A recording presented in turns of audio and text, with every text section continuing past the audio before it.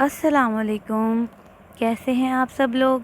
उम्मीद करती हूँ कि आप सब लोग ठीक ठाक होंगे, खैरियत से होंगे, अपना और अपने घर वालों का बहुत ज़्यादा ख्याल रख रहे होंगे, मास्क पहन कर रखते होंगे और अपने हाथों को बार बार सैनिटाइज भी करते होंगे।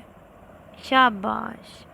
मैं हूँ आपकी नाज़रा की टीचर मिस आमना गिलानी, इस दुआ के साथ कि अल्लाह ताला हम सबको हर बीमारी से महफूज रखे और पूरी दुनिया से कोरोना को जल्दी से ख़त्म कर दे ताकि दोबारा हम लोग अपने स्कूल वापस आ सकें।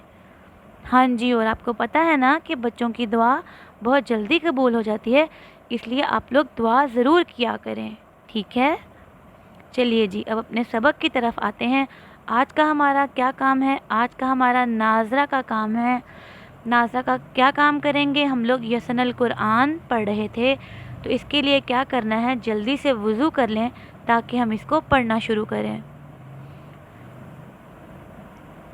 सबसे पहले हम लोग ताऊज़ पढ़ेंगे। ताऊज़ कहते हैं आऊज़ु बिल्लाहि मिनश शैतानिर रजीम, मैं पनाह मांगता हूँ या मैं पनाह मांगती हूँ अल्लाह की शैतान मरदूद से।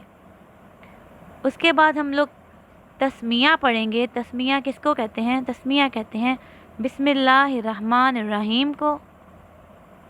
इसका मतलब है शुरू अल्लाह के नाम से जो बड़ा मेहरबान नहायत रहम करने वाला है। इसके बाद हम लोग क्या पढ़ेंगे? इसके बाद हम लोग इल्म इजाफ़े की दुआ पढ़ेंगे, और दुआ क्या है? रब्बी ज़िदनी इल्मा, रब्बी ज़िदनी इल्मा, ए मेरे रब मेरे इल्म में इजाफ़ा फरमा। इसके बाद हम लोगों ने क्या काम करना है? इसके बाद हमने आज सबसे पहले अलामात की दोहराई करनी है, यानी कि जो हमने अलामतें पढ़ी हैं उनको फटाफट से हम रिवाइज़ करेंगे। हम लोग अब तक क्या क्या पढ़ चुके हैं? हम लोगों ने सबसे पहले ज़बर के बारे में पढ़ा, उसके बाद हम लोगों ने ज़ेर के बारे में पढ़ा, और उसके बाद हम लोगों ने पेश के बारे में पढ़ा। तो आए मैं आप लोगों को एक इसका क्विक सा रिव्यू करवाती हूँ। आप लोगों ने देखना है कि हम लोगों ने क्या क्या पढ़ा था, तो आपको फ़ौरन अच्छे तरीके से याद आ जाएगा कि हम लोगों ने इनको कहाँ कहाँ पे पढ़ा है।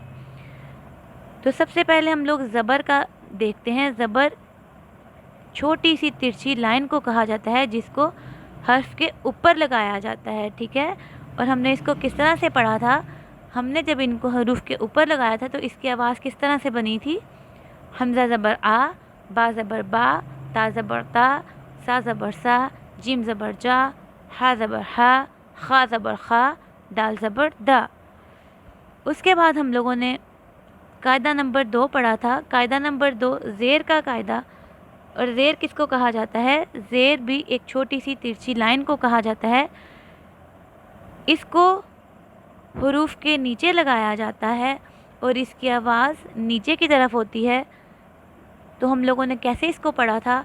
हमज़ा ज़ेर ई, बा ज़ेर बी, ता ज़ेर ती, सा ज़ेर सी, जीम ज़ेर जी, हा ज़ेर ही, खा ज़ेर खी, दाल ज़ेर दी, ज़ाल ज़ेर ज़ी।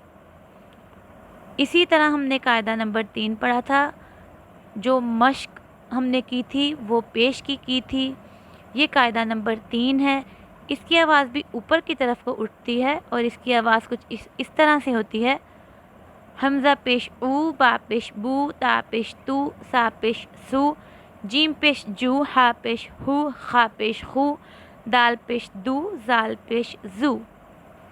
मुझे यकीन है और मुझे उम्मीद है कि आप लोगों को बहुत अच्छे तरीके से ज़बर, ज़ेर और पेश का पता चल चुका है और आप लोगों ने ये बहुत अच्छा सुना भी चुके हैं, ठीक है? इसके बाद हम लोगों ने इसको कैसे पढ़ा था? बा, बी और बू, ज़ेर, ज़बर और पेश की हम लोगों ने तीनों मशकें कर ली हैं। अब आज हम क्या करेंगे? आज हम लोग जज़म की अलामत पढ़ेंगे। तो जज़म की अलामत किस तरह से होती है? एक छोटी सी दाल। कैसे? एक छोटी सी दाल होती है जिसके बारे में हम लोग पढ़ेंगे, ठीक है? आप लोग मिलके देखिएगा, समझ के इसको याद रखिएगा कि मैं आपको क्या बता रही हूँ। तो क्या है कि कुरान पाक में कई हरूफ पर ये अलामत होती है। कौन सी वाली अलामत? یہ والی علامت، اسے کہتے ہیں جزم کی علامت۔ آپ جانتے ہیں کہ اس علامت کو کیا کہتے ہیں؟ چلیں جی میں آپ کو بتاتی ہوں، اس چھوٹی دال جیسی علامت کو جزم کہتے ہیں، اور جس حرف پر یہ جزم ہو اس حرف کو ساکن کہتے ہیں۔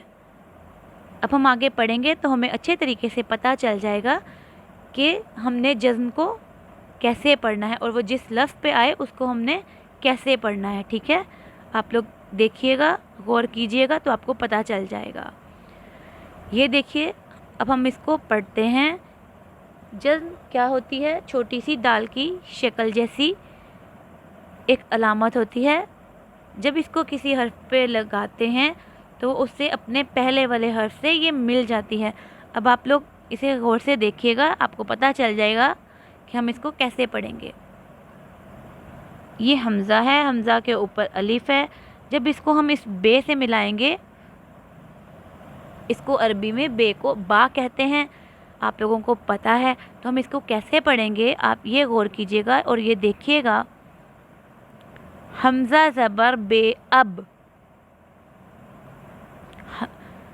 حمزہ زبر با اب، تو اس ورڈ کو پورے کو ہم لوگوں نے پڑھنا ہے، تو اس کو ہم لوگ کیسے پڑھیں گے آپ لوگوں نے یہ دیکھنا ہے۔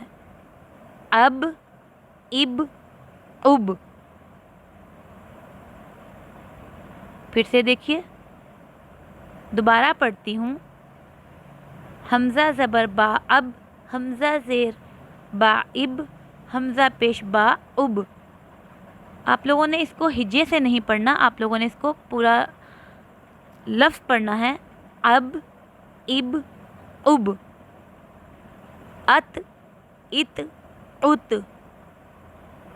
اج، اج، اج، دس، دس، دس۔ ایک دفعہ پھر سے اس کو پڑھ لیتے ہیں۔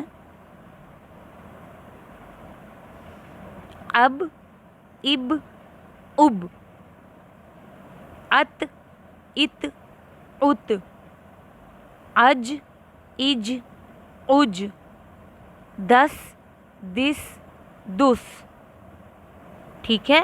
آپ لوگوں نے بھی اس کو اسی طرح سے پڑھنا ہے، اچھے طریقے سے اس کو یاد کرنا ہے، تاکہ آپ کو الف کے ساتھ جزم، زیر کے ساتھ جزم اور پیش کے ساتھ جزم کا پتہ چل سکے اچھے طریقے سے، ٹھیک ہے؟